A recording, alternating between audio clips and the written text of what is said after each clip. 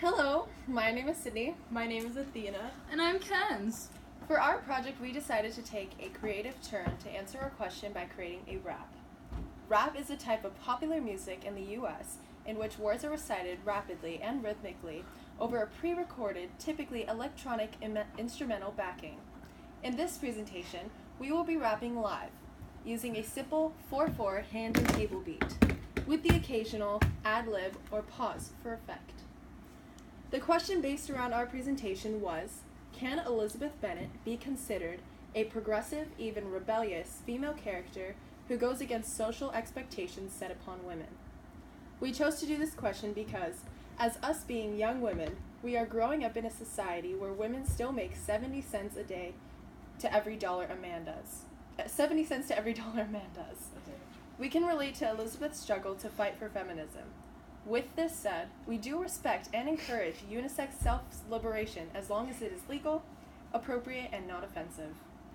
We chose to do a rap because we wanted to represent the progressive and rebellious side of our age. From doing this, we were also able to connect the rebellious ways of our day and time to those of Elizabeth's. Elizabeth Bennet was a young woman around the age of 20 that was born during the Victorian era. During this time, women were taught to look for the wealthiest and most successful man they could find. Love was not considered when marriage was arranged. Marriage was simply the ladder women could climb in order to move up a social class. Not only this, but marriage was also a way for a woman's family to live comfortably. As for Elizabeth, though, marriage was not a chip you could bargain with. She believed in true love and the choice to marry anyone she desired.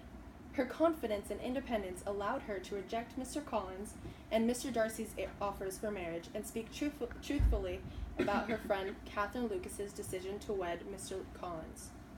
Using this gathered information, we were able to come up with a thesis to focus our presentation on and fully answer the question.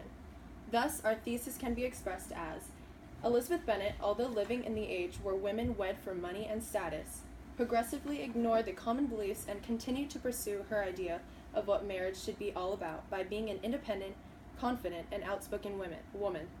While listening, keep in mind in our three main ideas: Elizabeth's unwanted marriage for wealth and status, her beliefs in the idea of love, and refusal to succumb to peer pressure.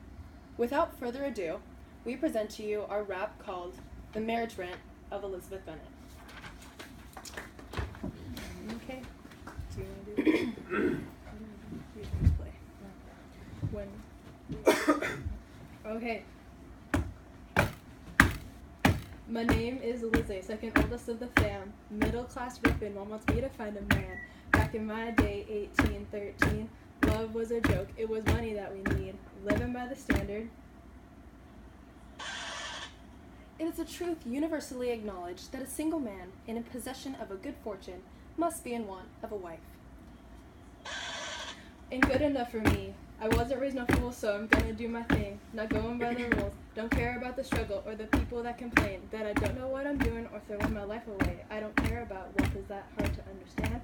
Mother doesn't get it. She thinks I lost my brain. She just wants a good life, and that entails her 5 girls married to some rich guys in a veil.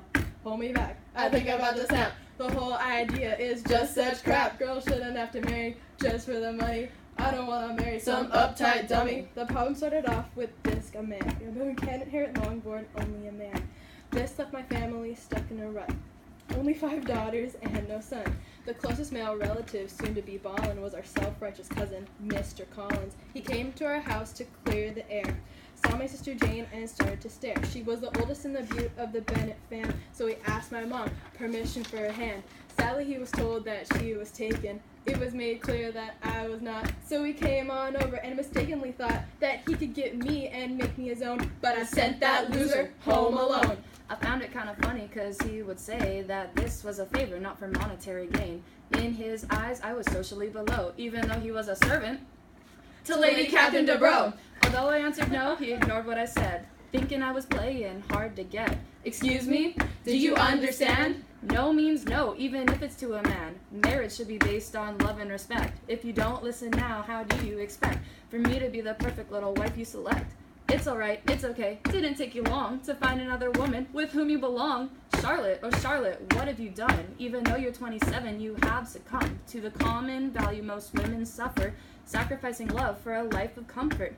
Sycophant, bootlicker, kiss up and so on. These are the traits of that moron.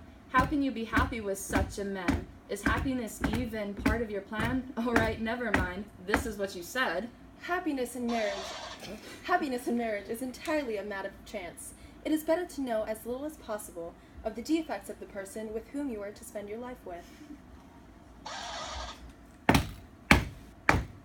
I wish you the best even though I disagree. Your choice has really disappointed me, even though we won't be as close as we used to be.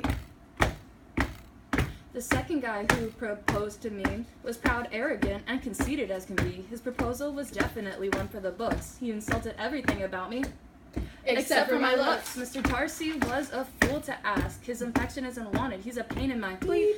What a way to sweep a girl off her feet. Call her family insane and express disdain over gap in social status and wealth. How vain, but then go on to explain you don't want to cause pain, but my relations are the reason you tried to abstain. What a shame.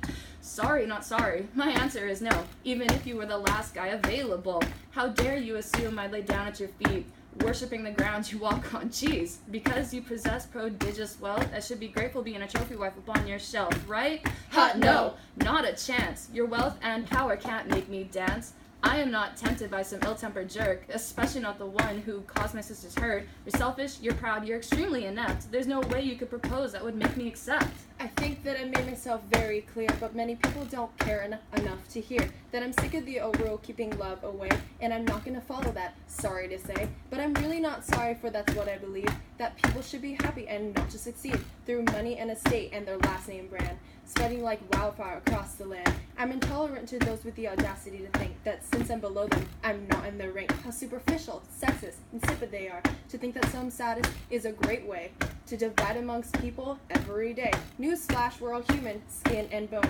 We all have a beating heart, even though some are cold.